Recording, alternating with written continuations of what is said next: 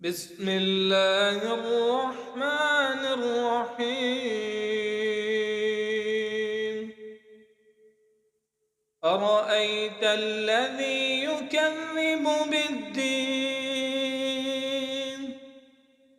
فذلك الذي يدع اليتيم ولا يحض على طعام المسكين